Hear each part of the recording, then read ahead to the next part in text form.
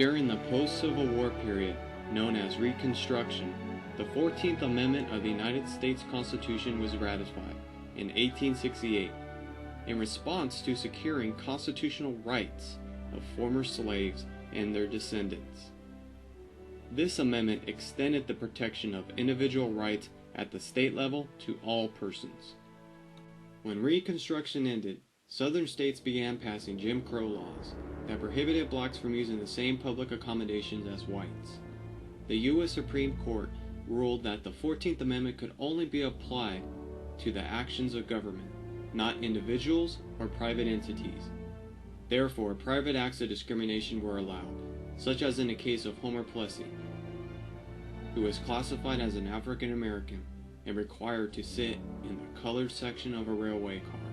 In Plessy v. Ferguson of 1896, the U.S. Supreme Court upheld racial segregation, even in public accommodations, under the doctrine of separate but equal.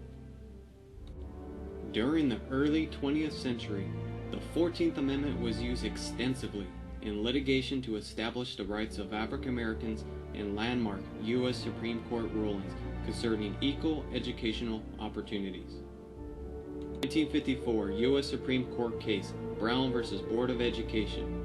It was ruled that segregation in public schools violated the Equal Protection Clause of the 14th Amendment by denying equal educational opportunities to all persons, and ruled that separate facilities are inherently unequal.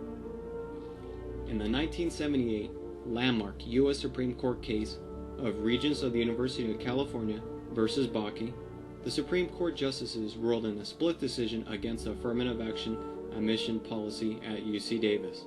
Alan Bakke, a white male, presumed that all minorities have the same access to equal educational opportunities as other white applicants. The Supreme Court made a compromise to uphold the legality of affirmative action if it considered race as one of many factors.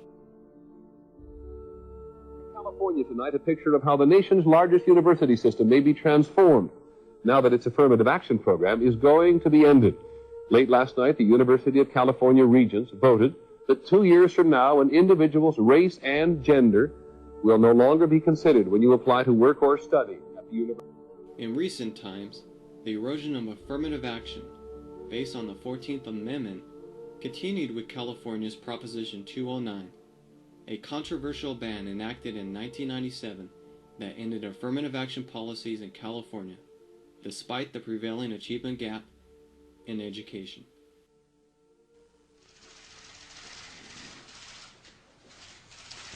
Good afternoon. The Supreme Court will soon hear arguments in a case about admissions policies and student diversity in public universities. Our Constitution makes it clear that people of all races must be treated equally under the law. Yet we know that our society has not fully achieved that ideal. In Gratz v. Bollinger, the Supreme Court ruled in 2003 that the University of Michigan's undergraduate admission point system was unconstitutional because it awarded points to minorities, disregarding the fact that the same number of points were awarded to former alumni's children, deemed legacy candidates. The president of Texas A&M, Robert Gates, said that he would not use race in admissions, and then he later said he would not use legacy. If you say it's a matter of merit and not race, shouldn't colleges also get rid of legacy? And because that's not based upon merit, that's based upon if my daddy or my granddaddy went to my college. Yeah, I thought you were referring to my legacy. Citing the equal protection clause of the 14th Amendment, proponents like Ward Connolly and Jennifer Gratz pushed for Michigan's Proposition 2, similar to California's Proposition 209. Proposition 2 eliminated consideration of race in admissions to public colleges, essentially reversing the Greta v. Bollinger Supreme Court ruling in 2003 that allowed consideration of race, along with many other characteristics, in order to create a diverse student body. As we head in 2009, with the first African American president, race matters will continue to be based on interpretations of the 14th Amendment in future landmark U.S. Supreme Court cases.